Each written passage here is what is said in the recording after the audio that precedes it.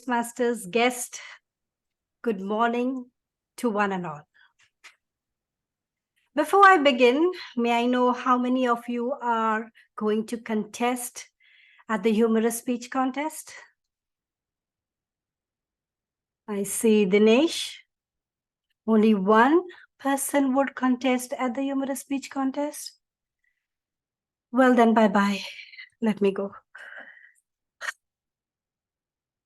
Anyways, I will now give you tips on how to approach Humorous Speech Contest. So by the end of this presentation, I'm sure I will have more hands raised saying that you all will be contesting in the Humorous Speech Contest, making it difficult for the judges to decide who is the champion.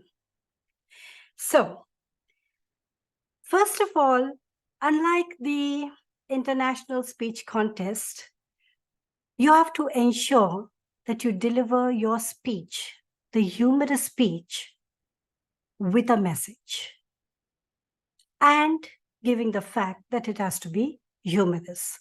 So that itself makes it a challenge. Are you up to that challenge? It's easy. There are a few things that you need to follow and you can do it. Now, we have heard Toastmaster Navara and Distinguished Toastmaster Alka explain to us the rules.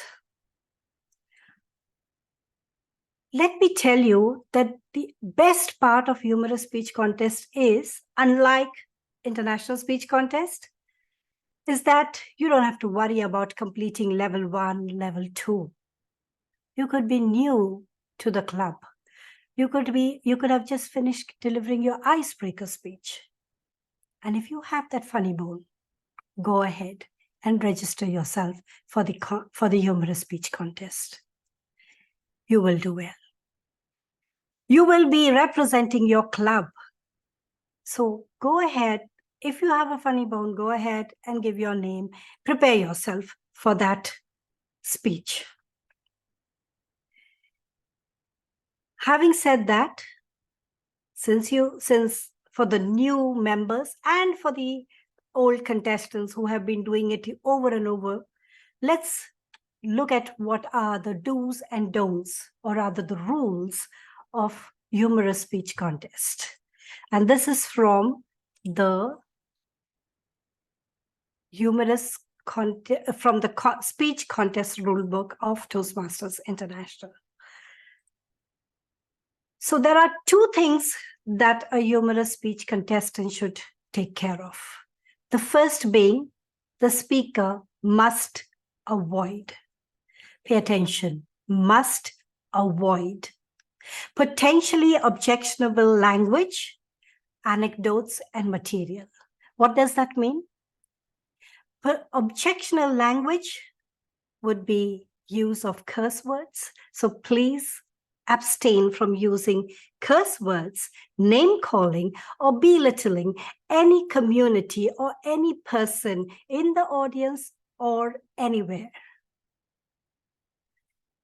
Second, objectionable anecdotes would just mean belittling somebody, a denomination, a community. Avoid all these things. And objectionable material, don't come to your speech with props that would be objectionable. Just a simple example. Bear in mind that we have to consider the culture of your audience.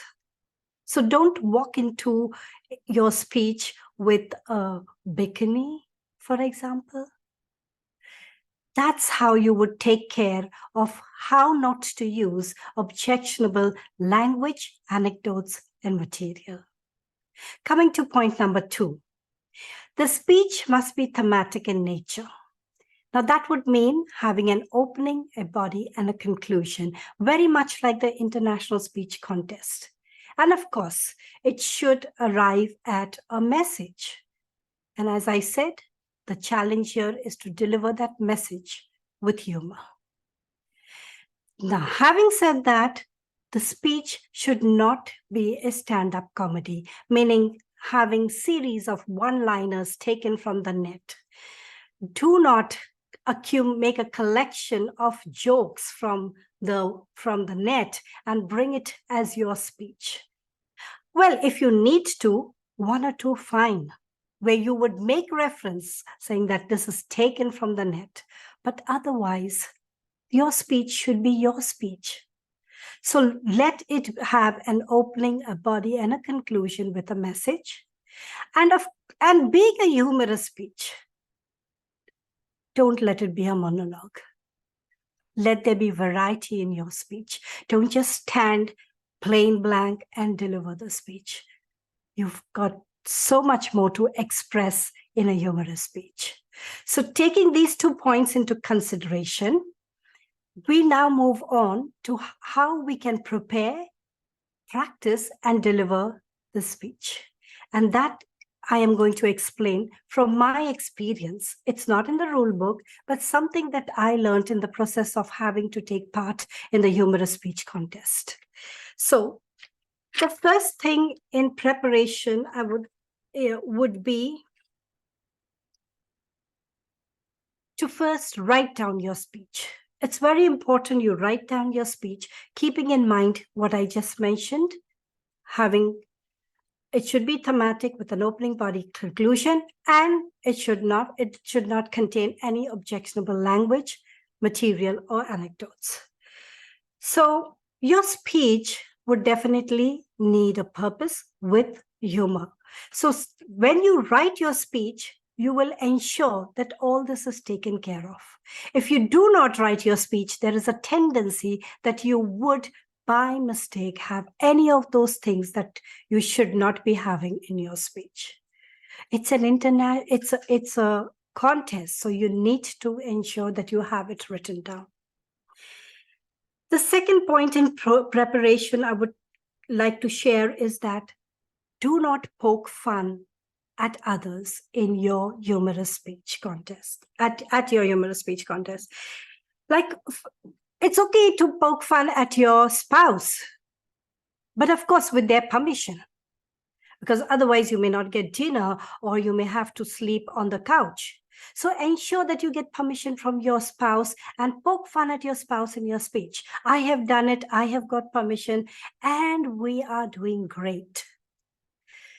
But don't do that to anybody else in the audience, fellow Toastmasters, judges, or even the contest chair. The best you can do is self-deprecation. And that works best when it comes to humor. Let me tell you, I'm in the process of preparing my humorous speech, and I have prepared speeches like Shades of Wisdom, if you know what I mean. I have speech like, another speech which I'm working on is, I'm not fat, I'm just 3 months pregnant. You get it? I am talking about myself, and I'm ready to self-deprecate myself when it comes to humorous speech. So keep that in mind. And if you see just the examples that I have given you are quite relatable. Most of us have that belly, correct? So the audience will be able to relate to such a speech. Most of us are going gray. The audience will be able to relate to such a speech. Coming to point number 3, work with your mentors. D.T. Amalka just mentioned how important it is to work with your mentors. And coming to humorous speech, even more important, because humorous speech require that fine-tuning with regards to the punchline, the pauses, when you should be saying what, what would it be to say the same sentence but make it sound funny or make it a message. So that is as far as preparation goes. Write your speech, do not poke fun at others, self-deprecation, and use your mentors. Take help from your mentors to even write your speeches. Coming to practice. How would you practice your speech? Of course, your mentors.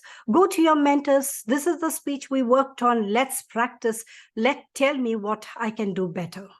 Stand in front of the mirror and practice, because you need to know how you look like when you're delivering the speech. So look at yourself. Look at it like, would that expression really make the audience laugh at you?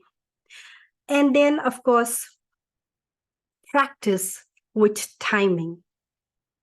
While you're practicing, ensure that you finish your speech in 6 minutes, 15 seconds, allowing you 1 minute for all the pauses that you would have to account for while actually delivering the speech.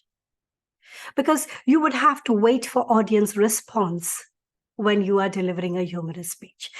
It's known that if the audience is laughing, don't cut short.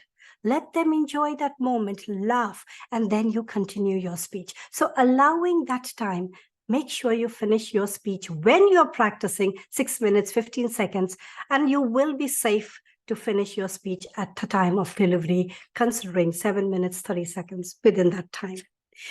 Now, also practice your speech with different people, because when you deliver your speech to only one person, or maybe the character that is in your speech, it may be funny, but for somebody else, it may not.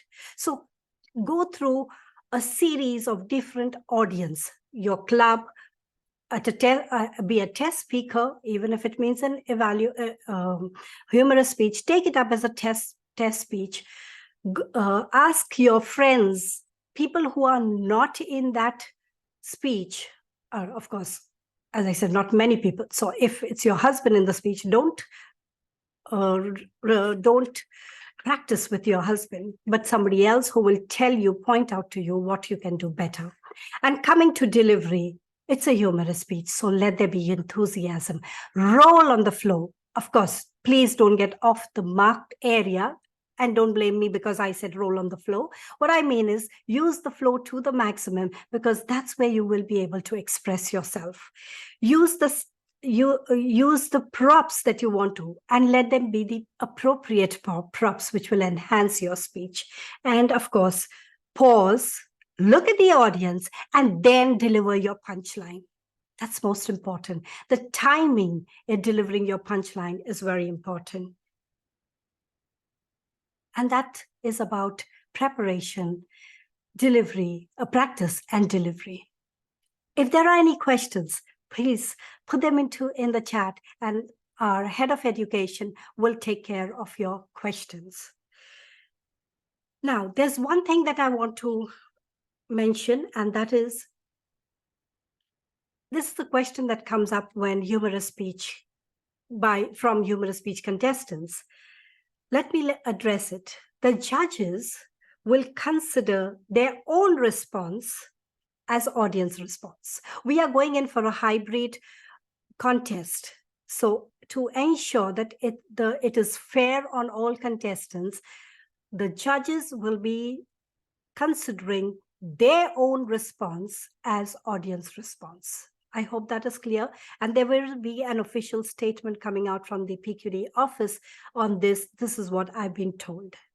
So with that, I have explained what it is to take part in humorous speech contest. I hope to see more hands raised now. How many of you are ready for it? Okay, we have distinguished Toastmaster Catcherton. Great. And he shall be poking fun at me. The Toastmaster Maimuna, lovely. So here we go.